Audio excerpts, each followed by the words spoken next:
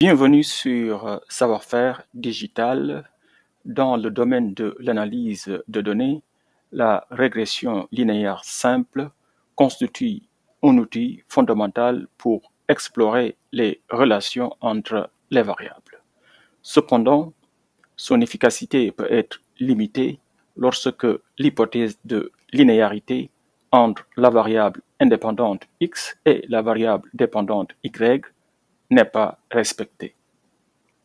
Ces insuffisances dans l'ajustement du modèle entraînent souvent des prédictions inexactes et une perte de pouvoir explicatif.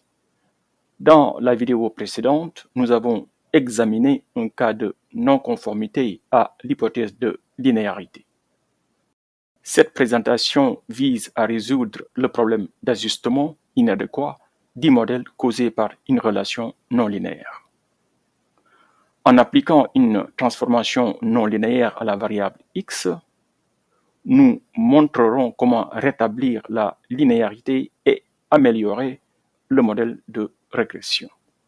À travers cette démonstration pratique en R, nous améliorons la précision du modèle et offrons des perspectives exploitables pour des ensembles de données beaucoup plus complexes.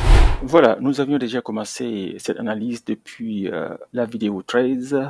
Maintenant, on va continuer avec la vidéo 14. Donc, si on regarde toujours notre Table of Content ou talk, on voit que maintenant, on a ajouté en fait une nouvelle section. Donc, c'est le modèle numéro 2 qui concerne effectivement la transformation de variables. Donc, on ne va pas revenir sur la notion de données. Nous savons maintenant comment lire nos données. Donc, on va juste faire un petit rappel pour nous rafraîchir la mémoire sur le modèle 1. Donc, nous avions déjà construit notre modèle et nous avions vu qu'on avait un coefficient de corrélation qui est un peu élevé. Bon, ici, les valeurs peuvent changer un peu par rapport à la vidéo précédente parce que j'ai un peu changé plus ou moins les données pour mieux démontrer ce que je voulais démontrer. Nous avions aussi vu qu'on avait un coefficient de détermination qui est assez élevé, donc un coefficient de corrélation entre prédicteur et réponse assez élevé, ce qui suggérait en fait une forte corrélation linéaire, et on avait aussi un coefficient de détermination qui est élevé. Pourtant, on s'était dit qu'en fait, peut-être, le modèle n'était pas adéquat, parce que l'hypothèse de linéarité n'était pas respectée. Donc, il y avait une violation de l'hypothèse de linéarité. Nous avions déjà vu cela. Donc, je vais juste rappeler rapidement pourquoi. Donc, si vous regardez rapidement, en fait, le nuage de points, nous avions vu qu'en fait, il y avait une courbure dans notre donnée. Donc, la forme fonctionnelle n'était pas respectée et on voyait mieux cela quand on regardait, en fait, notre résidu qui n'est pas éparpillé de façon aléatoire. C'était ça le problème. Ici, on va, comme nous l'avons dit tantôt, pas jeter tout à la poubelle, mais on va tout simplement essayer de faire une transformation de variable pour résoudre le problème. Et c'est pourquoi maintenant nous allons construire en fait un deuxième modèle pour essayer de voir est-ce que la notion de transformation de variable peut résoudre notre problème. Donc on va passer directement maintenant à comment nous avons fait pour construire ce deuxième modèle-là. Donc là, on va aller sur modèle 2. On va se baser en fait sur le jeu de données, le premier jeu de données. Ici, on faisait notre régression sur la variable x. Maintenant, on va juste transformer en fait notre modèle. Au lieu d'utiliser x, ici, on va tout simplement faire en fait ce qu'on appelle une transformation quadratique ou bien x au carré. Pourquoi x au carré? Comme nous l'avons dit tantôt, tout dépend en fait de la structure interne de votre donnée. Quelle est la forme fonctionnelle de votre donnée? Quelle est la relation sous-jacente qui existe dans votre donnée? Mais je pense que si vous regardez bien en fait le nuage de points ici, déjà ici on voit une courbure. Et si vous regardez la courbure, on voit que pour x égale à 0, à peu près y égale à 0. Mieux, vous voyez ici en fait le nuage de points qui représentent en fait des résidus, nous donne plus ou moins une forme quadratique. Donc, si tu es attentif en fait à la structure de votre donnée, ou bien de vos données, vous pouvez déjà essayer de voir comment vous pouvez transformer en fait ce jeu de données initial-là pour faire une analyse simple, mais qui respecte aussi vos hypothèses. Donc, c'est pourquoi ici, nous avons essayé, en se basant bien sûr sur ces formes fonctionnelles-là, d'essayer de faire ici une transformation quadratique. Donc, on a ici calculé, par exemple, x au carré. Bon, ici, on l'a appelé x2, c'est juste x au carré.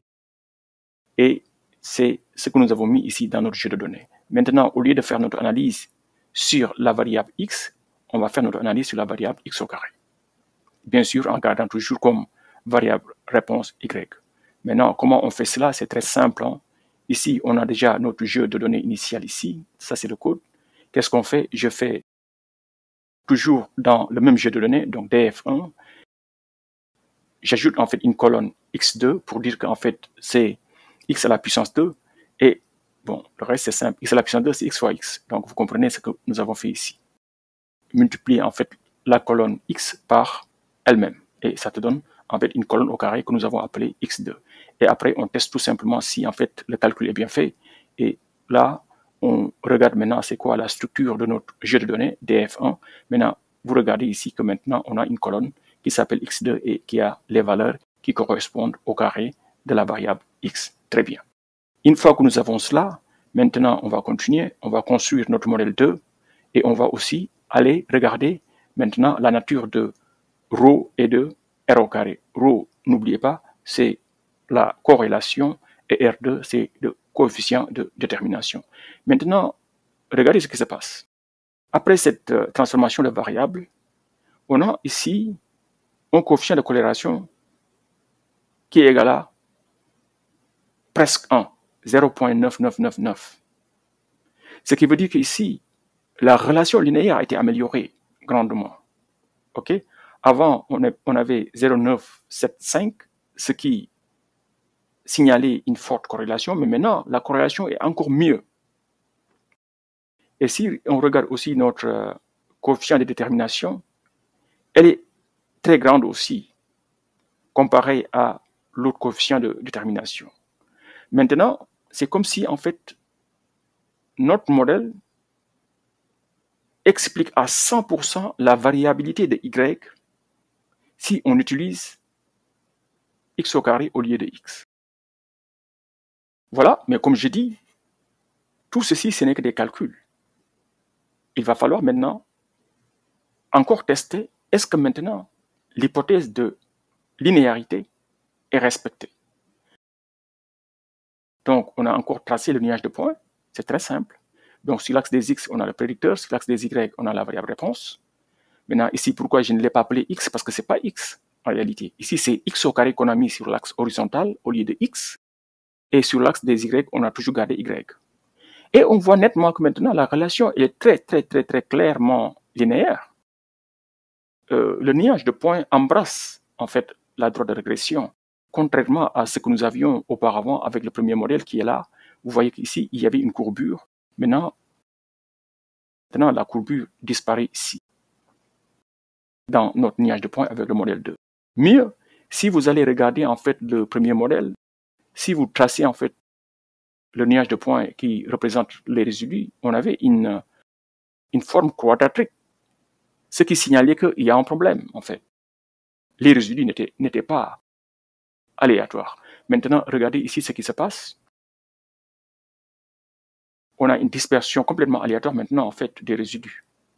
Pour comparer maintenant les valeurs de notre modèle, ou bien pour voir le résumé de notre modèle, on peut voir le résumé ici, mais avant de voir le résumé de notre modèle, on peut toujours voir le code, comment nous avons fait pour tester ceci. Bon, c'est très simple, hein? On a juste fait plot scatter, et puis on a passé en fait les valeurs qu'il faut.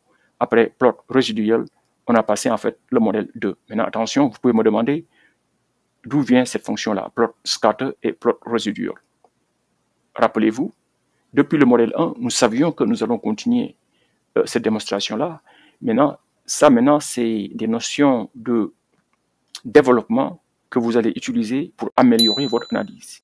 Parce que quelqu'un qui n'a pas en fait des compétences techniques élaborées ou bien avancées dans la programmation, peut-être il peut faire ou bien elle peut faire une bonne analyse des données, mais peut-être son code ne sera pas aussi efficace que quelqu'un qui est bien en développement et qui est aussi bien dans le domaine de l'analyse des données. Donc, si vous savez qu'en fait vous allez faire une chose plusieurs fois, vaut mieux donc aller construire une fonction qui vous permettra maintenant, vous passez uniquement en fait les paramètres qu'il faut et vous avez en fait ce que vous avez au lieu de réécrire depuis le commencement tout le code. Ça c'est verbeux. Ok, vous allez écrire des lignes et des lignes, des centaines de lignes pour rien, inutilement.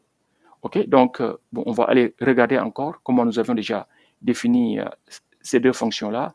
C'était très simple. En fait, je pense que ces deux fonctions-là étaient déjà définies quelque part ici. Je pense que c'est bien là. Voilà, c'est bien là. On avait déjà défini ici une fonction qui s'appelait plot scatter. Donc, vous prenez tout le code que vous voulez pour dessiner votre nuage de points et vous le mettez tout simplement dans une fonction. N'est-ce pas? Et de la même façon, pour aussi afficher votre nuage qui représente les résidus, kiff, vous prenez de tout, vous le mettez tout simplement en fait dans une fonction que vous appelez plot résiduel. Et comme cela, vous allez rapidement, ici, si vous voulez maintenant retracer en fait votre nuage de points, mais avec un jeu différent, vous appelez tout simplement en fait votre fonction avec les valeurs ou bien avec les arguments qu'il faut. De la même façon, ici, pour afficher en fait le résiduel. Voilà, maintenant on va passer au résumé du modèle. Bon, le résumé du modèle, si vous voulez voir le code, là, il n'y a rien à faire. Vous faites m2.summary. Maintenant, cette variable-là, elle vient d'où? Ça, on connaît. C'était déjà calculé depuis... ça, c'était pour la transformation de variable. Ça, c'est le code qui nous permet de construire notre modèle.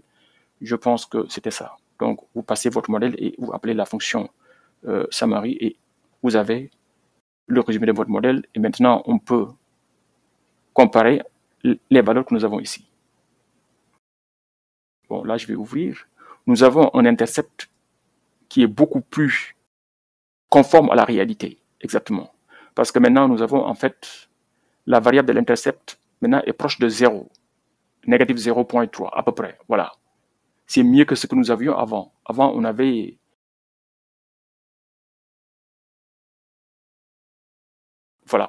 l'intercept qui était moins 20, alors qu'on savait que quand x égale à 0, le jeu de données était presque égal à 0.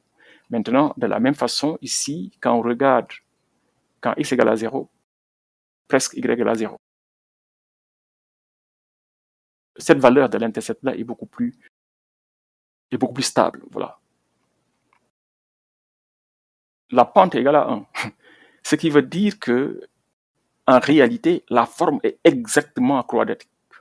Bon, il faut comprendre que ça, c'est juste en fait un exemple d'école. Dans la réalité, c'est rare d'avoir en fait des valeurs aussi parfaites, sauf si les valeurs proviennent en fait d'un système fermé, un système physique dans le domaine de l'ingénierie où les paramètres sont contrôlés plus ou moins. Hein. Dans le cas des sciences sociales, il est rare d'avoir en fait des valeurs aussi justes. Hein. Mais c'est toujours bien, quand on a un système fermé où on contrôle les variables, de montrer les problèmes qu'il peut y avoir dans une analyse. Ici, on voit que la transformation de la variable x en x au carré résout notre problème et la courbure qu'on avait ici, on avait une courbure. Cette courbure-là est complètement corrigée avec notre méthode qui maintenant prend la variable, non pas x, mais x au carré comme prédicteur. Donc, x au carré prédit mieux la réponse que x. Bien sûr, si on construit une régression linéaire simple. Et finalement, on voit très bien qu'ici, la signification statistique et la signification pratique convergent. Voilà. En conclusion, même si l'ajustement du modèle initial semble inadéquat, cela ne signifie pas que la régression linéaire simple doit être abandonnée. Une transformation appropriée de la variable prédicteur peut souvent résoudre le problème de linéarité et améliorer la qualité du modèle. Bien que ce ne soit pas toujours une solution universelle, elle demeure un outil précieux pour simplifier et renforcer la relation entre les variables. Dans les cas où cette approche échoue, il reste possible d'explorer des méthodes de régression plus complexes que nous aborderons lors d'une discussion future. Le choix et l'efficacité de la transformation dépendent finalement de la nature des données et de la relation sous-jacente entre X et Y. L'expérimentation et une évaluation méthodique sont donc des étapes essentielles pour garantir des résultats robustes. Merci, au revoir et à la prochaine.